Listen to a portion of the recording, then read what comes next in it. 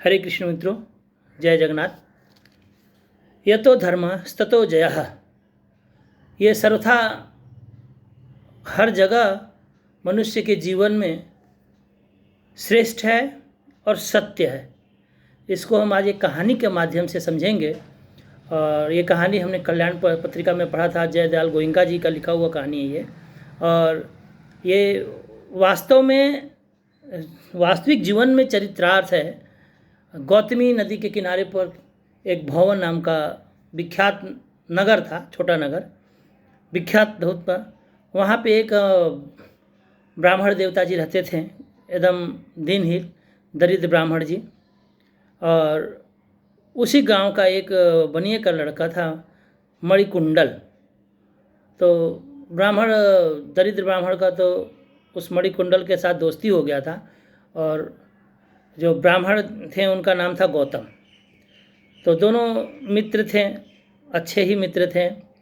हर काम एक दूसरे से पूछ पाछ के करते थे और एक दूसरे की सहायता भी किया करते थे। स्वभाव से मणिकुंडल श्रेष्ठ धर्म का आचरण करने वाला और धर्म के लिए ही मर मिटने वाला था। उसके विपरीत गौतम ब्राह्मण होके भी स्वभाव से लालची, धर्म विरुद्ध और नैतिक रूप से बिल्कुल घिरा हुआ था। एक समय वो लोगों ने निर्णय लिया कि चलिए हम लोग बाहर चलते हैं, कुछ कमाते उमाते हैं, यहाँ पे क्या रहा जाए।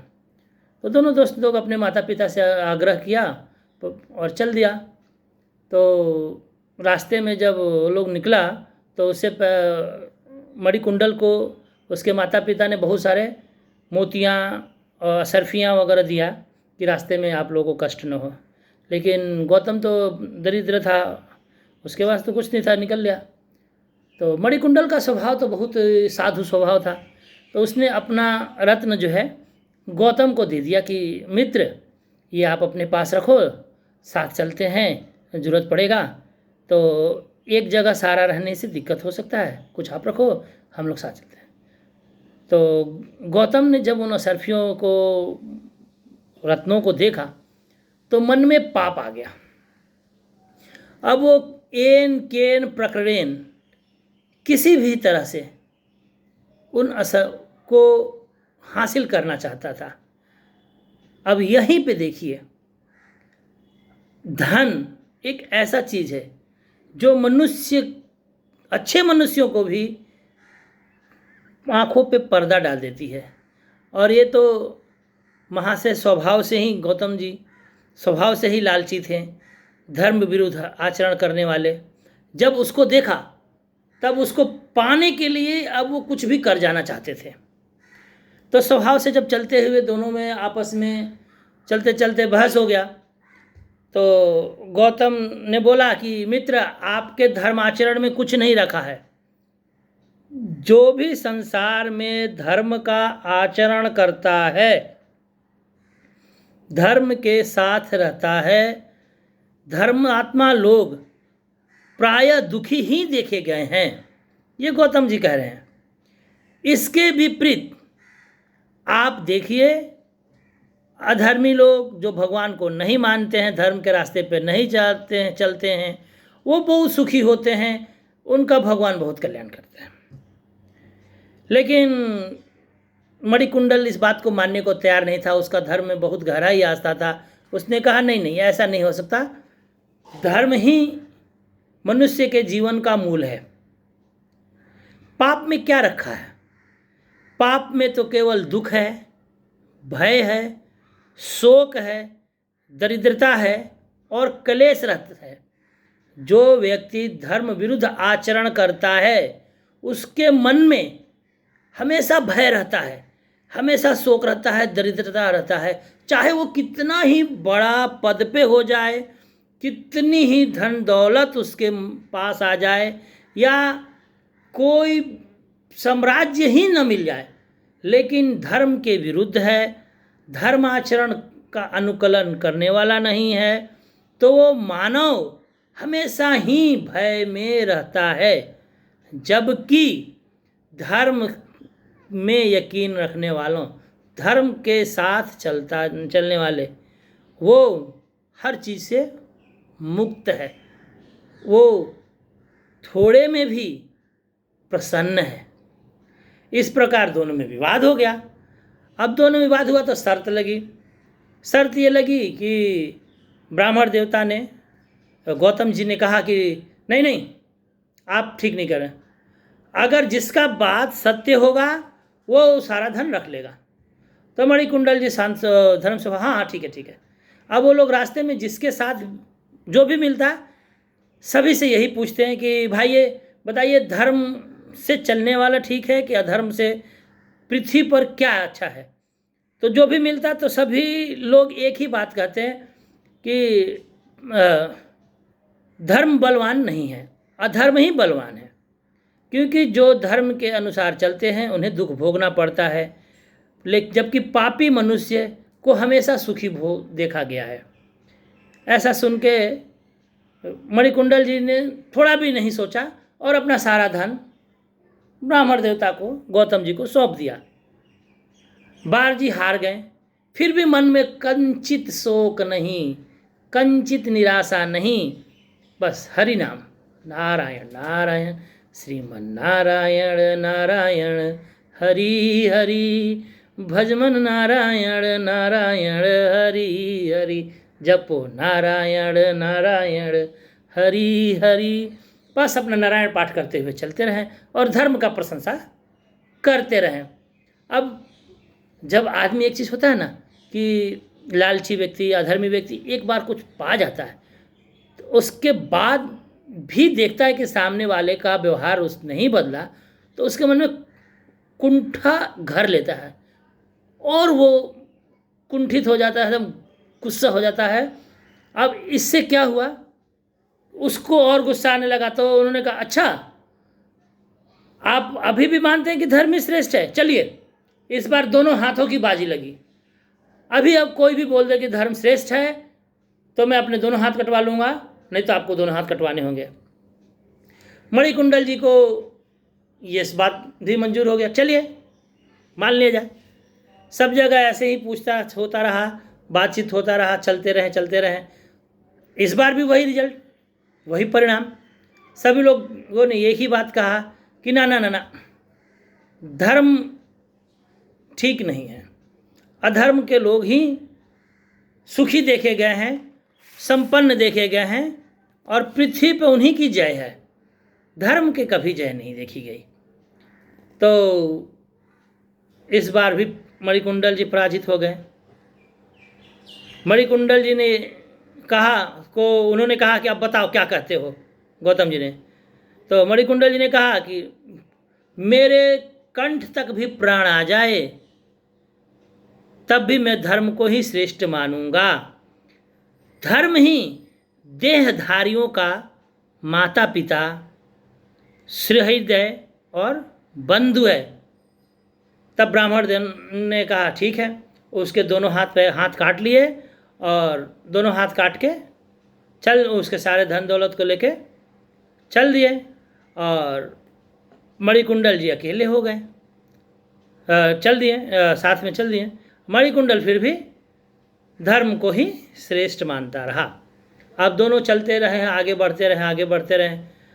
फिर भी मणिकुंडल जी हरि नाम जाप करते रहे, धर्म का नाम भगते रहे और थोड़ा भी किंचित अपने मार्ग से डिगित नहीं हुए। और ये बात सुनने के बाद गौतम को और क्रोधित होने लगा, मन में और पाप जागने लगा और ईर्ष्या होने लगी कि प्राण ही न ले लूँ मैं उसका। इतना होने के बाद भी धन गया, दोनों हाथ गए, फिर भी मणिकुंडल धर्म की ही विशेषता कर रहा है जो कि उसको नागवार गुजर रहा था। तो गौतम ने एकदम बिल्कुल, खबरदार, धन चला गया, दोनों हाथ चले गए, फिर सिर्फ तुम्हारे प्राण बाकी हैं, फिर भी तुम मेरे मत के विपरीत बात कर रहे हो। अब दोबारा ऐसे मुंह से निकाली तो मैं तलवार से तुम्हारी गर्दन उड़ा दूंगा। वैसे हंसने लगा। उसने पुनः गौतम को चुनौती देते हुए कहा, मैं तो धर्म को ही बड़ा मानता हूँ। मणिकुंडल जी ने गौतम बाबू को कहा, गौतम देवता को कहा, मैं धर्म को ही श्रेष्ठ मानता हूँ, आपकी जो इच्छा है ब्राह्मण देव कर लीजिए। परंतु जो ब्राह्मण गुरु देवता, वेद, धर्म और भगवान विष्णु की निंदा करता है, वह पापाचारी मनुष्य पापरूप है, वह स्पर्श करने लायक नहीं है। धर्म को दूषित करने वाले उस पापात्मा मनुष्य का परित्याग कर देना चाहिए, उस मानव का परित्याग कर देना चाहिए। तब ब्राह्मण एकदम कुपित हो गया कि यदि तुम धर्म की प्रशंसा करते हो तो हम दोनों की प्राणों की बाजी लग जाए। वैश्य ने कहा, ठीक है। फिर दोनों लोगों ने सभी साधारण मनुष्यों से करते रहा, करते करते करते चलते रहे। तो वो क्या हुआ, वो धर्म के दशा तक पहुंच गया। और इस प्रकार वो बहस करते हुए वो लोग गंगा नदी के तट पर योगेश्वर के धाम को पहुँचे। अब वहाँ पे जो बाजी लगी, प्राणों की बाजी लग गई और सभी से पूछा जाने लगा। सभी लोगों ने धर्म को ही छोटा बताया और अधर्म को, पाप को बड़ा बताया कि जो मनुष्य पाप आचरण करते वही बड़े हैं।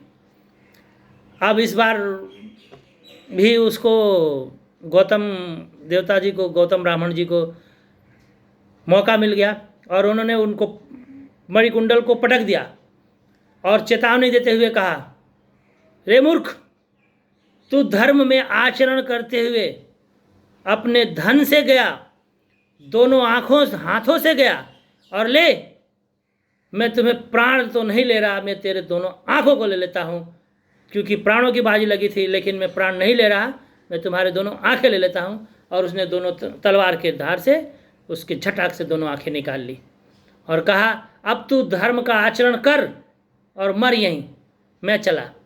और वो वहाँ से गौतम खुशी खुशी वहाँ से चला गया, जैसे हा, क्या मिल गया मुझे, पूरा धन दौलत मिल गया और उससे मुक्ति भी मिल गया कि वो कहीं कह भी नहीं सकता, क्योंकि वो तो धर्म के आचरण पे है।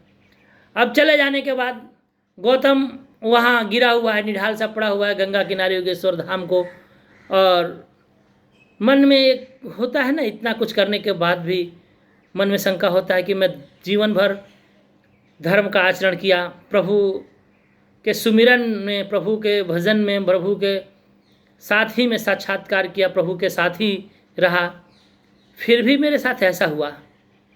फिर अंतरात्मा कहा, ना ना ना ना, प्रभु का कुछ इच्छा होगी। दिन बीतता जा रहा था, शाम होने को आ गया, वार एकादशी का था। तो उस समय योगेश्वर धाम को हर एकादशी पे विभीषण, अपने महाराज विभीषण श्रीलंका के राजा जी, सब अपने सभी परिवार के लोगों के साथ वहाँ श्रीधाम गंगा जी को नहाते थे। योगेश्वर धाम में श्री नारायण का दर्शन करते थे और इसके बाद अपना जलपान करते थे। तो ये उनका नित्य कर्म, हर एकादशी का कर्म था। तो वहाँ उतरे, तो जब नहान ध्यान करने लगे, नहान ध्यान करने के बाद जब वो लोग बाहर निकले तो उनका पुत्र जो है, विभीषण का पुत्र जो है, शुक्ल पक्ष की एकादशी को, एकादशी के शाम को दिखता ही है ना, रात्रि होने के बाद भी, और शुक्ल पक्ष का हो तो दूर दूर तक दिखता है। तो उन्होंने उसको देखा और देखा कि एक व्यक्ति पड़ा हुआ है ऐसे मरणासन, क्या बात है। तो उसने अपने पिता से, विभीषण से पूछा। तो विभीषण के पुत्र का नाम था वैभीषणी। तो वैभीषणी ने अपने पिताजी से पूछा, पिता ये क्या बात है, ये क्यों ऐसा पड़ा हुआ है और इसकी गति ऐसी क्यों हो रखी है। तो पिता विभीषण ने कहा, क्योंकि जिसके ऊपर श्री राम प्रभु का कृपा हो वो तो भूत भविष्य सब देख लेता है ना। तो उन्होंने देखा और बताया, और वैभीषणी को बताया कि देखिए, इसकी वृतांत पूरा सुना दिया। पूरा वृतांत सुनने के बाद वैभीषणी ने अपने पिताजी से कहा, हे लंकापति, क्या इनका इलाज नहीं हो सकता है? धर्म में आचरण करने के बाद भी क्या हम इनकी मदद नहीं कर सकते हैं? तो विभीषण जी ने कहा, पुत्र, आप यहीं पे पास में एक वृक्ष है, विशल्यकरणी नामक औषधि का वृक्ष है, आप जाइए, उसका एक शाखा तोड़ के लाइए और इनके आँखों पे लगा दीजिए, इनके अंग पे लगा दीजिए और ये पूर्ववत सही हो जाएंगे।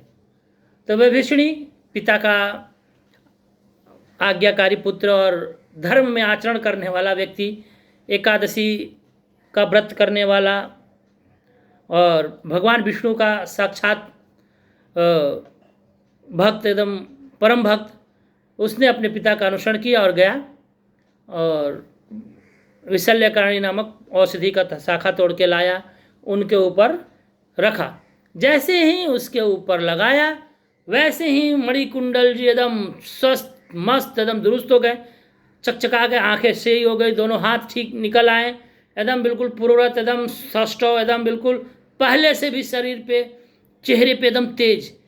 भगवान की जब कृपा होती है ना तो तेज अपने आप बढ़ जाता है। और यहाँ एकादशी का दिन और श्री लक्ष्मीपति विष्णु भगवान, अब मणिकुंडल जी ठीक हो गए। ठीक होने के बाद उन्होंने प्रभु का नाम सुमिरण किया, माँ गंगा में स्नान किया। स्नान करने के बाद भगवान विष्णु को दर्शन कर देश देशांतर को भ्रमण करते हुए काशी को पहुँचे। तो काशी के उस समय महाराज जी थे जो बहुत चिंतित रहते थे। चिंता का सबसे बड़ा कारण उनकी मात्र एक पुत्री, वो भी अंधी। अब उसके विवाह की उनको चिंता खाए जा रही थी। वो दिन रात यही सोचते थे, कौन मेरी पुत्री से विवाह करेगा।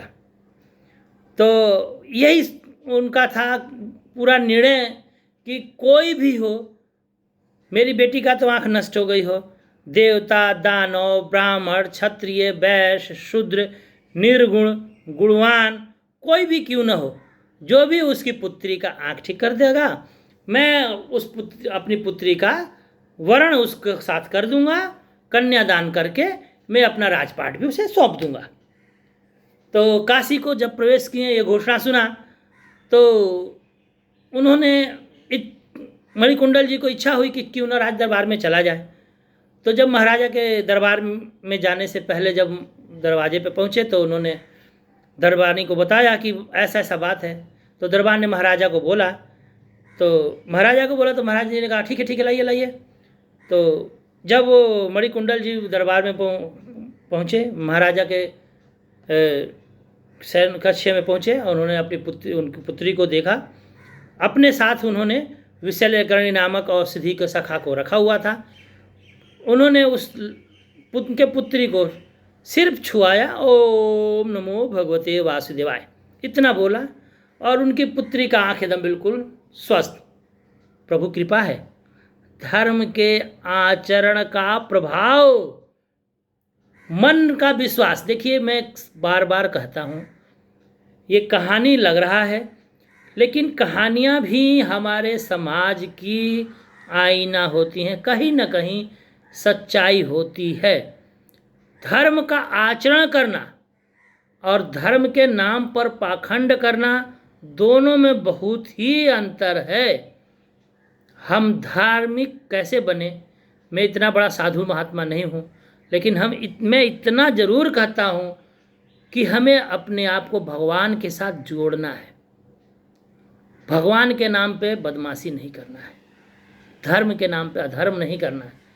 हमें अपने ईश्वर से जुड़ना है, जैसे भी जुड़े, पाखंड से नहीं। यहाँ देखिए कितना अच्छा स्वभाव, क्या प्रभाव पड़ा, कितना अच्छा। उन्होंने विशल्यकरणी औषधि राज्य के महाराज जी के पुत्री के आँख पे लगाया, पुत्री एकदम ठीक हो गई, प्रभु कृपा थी। ठीक होने के बाद महाराज के घोषणा के हिसाब से उन्होंने उसको शादी विवाह कर दिया, राजपाट सौंप दिया। अब राजपाट सौंप दिया, सोचिए। और जो गांव था, जो उनका जो क्षेत्र था, वो उसके अधीन था। भवन नामक जो शहर था जहाँ के ये लोग निवासी थे, उसी के अधीन था। और वो वहाँ के महाराज बन गए, काशी नरेश हो गए, क्योंकि उनकी पुत्री से शादी हो गया। और वादानुसार महाराज जी ने कहा कि मैं जैसे ही मेरी पुत्री ठीक होगी, नर हो, नारायण हो, देव हो, देवता हो, ब्राह्मण हो, शूद्र हो, वैश्य हो, निर्गुण हो, सगुण हो, जो भी होगा मैं अपनी पुत्री का वरण उससे कर दूंगा। किया, और मैंने अपना राजपाट भी सौंप दिया। वही मणिकुंडल जी धर्म के राह पे चलते चलते आज महाराज हो गए, काशी नरेश हो गए। वाह प्रभु कृपा। इसीलिए कहते हैं यथा धर्मोस्ततो जया, जहाँ धर्म है वहीं पे जय है, और जहाँ पे अधर्म है, पापाचरण है, आप करोड़पति, अरबपति, बहुत अच्छे पद पे आ जाएंगे, लेकिन मन की शांति नहीं रहेगी, हमेशा भय रहेगा, डर रहेगा, मन आपका बथित रहेगा, हमेशा बथित रहेगा, कभी आप शांति से नहीं रहेंगे। धर्म के साथ चलेंगे, धर्माचरण रहेंगे, धर्म का अनुग्रह करेंगे, प्रभु के सुमिरन करेंगे। मैं सिर्फ यही नहीं कर रहा हूँ कि हमारे सिर्फ सनातनी भाई लोग, हिंदू धर्म, जो जिस धर्म को मानता है आप उस धर्म का आचरण कीजिए, धर्म को व्यवहार में लाइए, तभी आप कहेंगे कि ये तो धर्मस्ततो जया। जय जगन्नाथ, हरे कृष्ण, राधे राधे। मित्रों, ये कथा अगर आपको पसंद आया हो, लाइक, सब्सक्राइब और कमेंट जरूर कीजिए। और मैं आपको फिर से बता दूं, ये जय दयाल गोयंका जी का लिखा हुआ है, श्री कल्याण पत्रिका में छपा हुआ कथा मैंने कहा है, और आपका आशीर्वाद जरूर चाहूँगा। राधे राधे।